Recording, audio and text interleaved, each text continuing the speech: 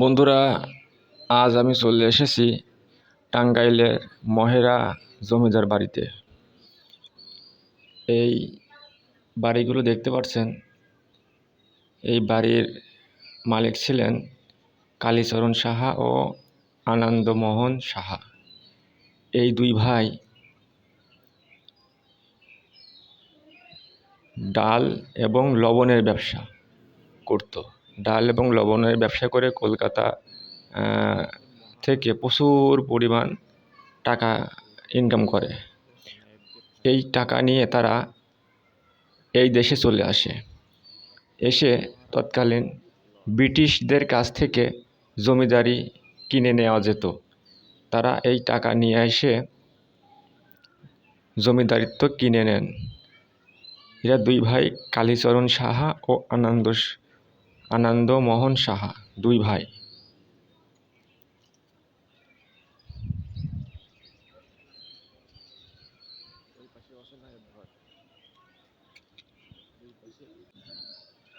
এখানে রয়েছে পরপর তিনটি, একই জায়গায় তিনটি লঞ্চ। প্রথমটি হচ্ছে আনন্দ লঞ্চ, 1890 সালে 12টি কক্ষ নিয়ে 3 তলা বিশিষ্ট। আনন্দ লঞ্চটি 12টি কক্ষ আছে, 3 তলা বিশিষ্ট।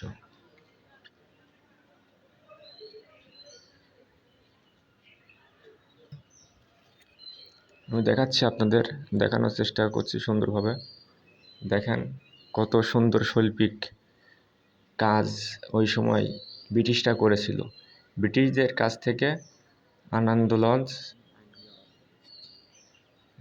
কালীচরণ সাহা ও আনন্দমোহন সাহা, এই দুই ভাই ব্রিটিশদের কাছ থেকে এই জমিদারিত্ব কিনে নেন এই এলাকায় এসে।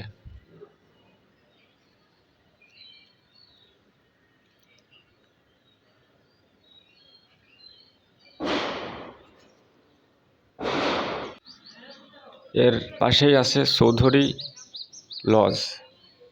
এটিতে আছে 6টি কক্ষ বিশিষ্ট। এর প্রধান ব্যক্তি ছিলেন সুধীল কুমার রায়। আর আনন্দ লজের প্রধান ব্যক্তি ছিল বকুল রায় চৌধুরী।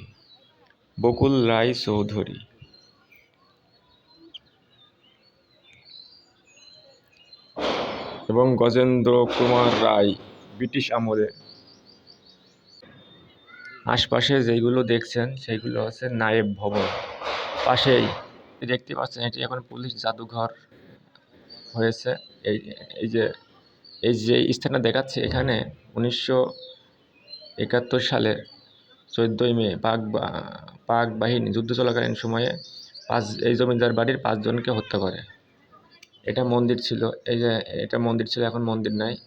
এই যে পুলিশ যেটা দেখাচ্ছি, এটা হচ্ছে পুলিশদের এই যে বর্তমানে মিউজিয়াম, জাদুঘর তৈরি করা হয়েছে। এই দুইটাই মন্দির ছিল। এখানে 5 জনকে হত্যা করে। আর বাদবাকিরা লোহজং নদী ধরে পালিয়ে যায় ওই সময়। এই যে আমি দেখাচ্ছি আপনাদের পুলিশদের যে মিউজিয়াম, এই যে ভিতরে আমি এই যে নিয়ে আসলাম। এটি ব্রিটিশ পিরিয়ডের পোশাক পুলিশদের, এবং ব্রিটিশদের সঙ্গে আমাদের এই যে বর্তমান র্যাপিড অ্যাকশন ব্যাটালিয়ান, এটাকেও রাখা হয়েছে। আর বাদবাকি ব্রিটিশদের যেসব আসবাবপত্র, মানে এই যে আমাদের বাংলাদেশের পুলিশ এবং বাহিনীর পোশাক সহ তাদের ব্যবহৃত কিছু জিনিসপাতি এখানে রাখা হয়েছে।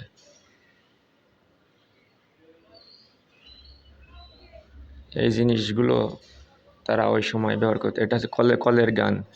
কলের গানের নাম অনেকে শুনছেন, আমি দেখি নাই, তবে শুনছি। এই যে কলের গান। আর এই জমিদারের এটা মন্দির ছিল, মন্দিরটা এখন নাই, এখন পুলিশদের মিউজিয়াম হিসেবে ব্যবহৃত হচ্ছে। এবং পুরো জায়গাটাই এখন সরকারের আন্ডারে। 1972 সালে এই জায়গাটাতে পুলিশ ট্রেনিং সেন্টার হিসাবে ব্যবহার করা হচ্ছে এখন পর্যন্ত।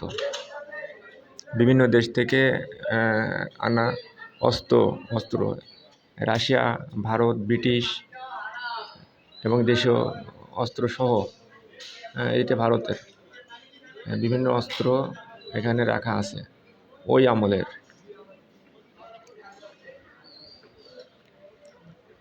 বিশাল এরিয়া নিয়ে এই ময়রা জমিদার বাড়ি গড়ে উঠেছিল। 71 সালের যুদ্ধের পরে এই জমিদারি প্রথার বিলুপ্তি হয়। পরবর্তীতে পাক বাহিনী 5 জনকে হত্যা করার পরে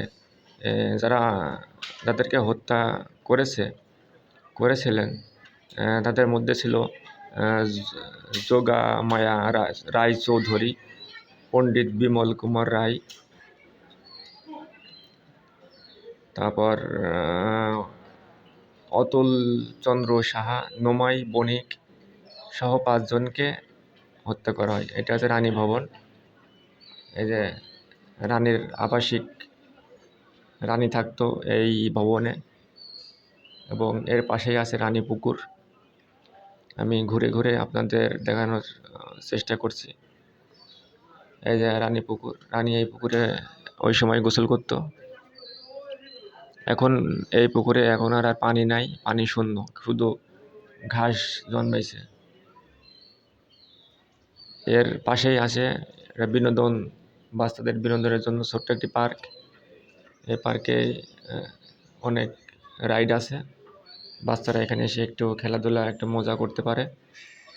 আপনারা চাইলে টাঙ্গাইল থেকে সিএনজি রিজার্ভ করে ময়রা পর্যন্ত চলে আসবেন, আসলেই দেখতে পারবেন। এটা হচ্ছে পুলিশদের ট্রেনিং সেন্টার এবং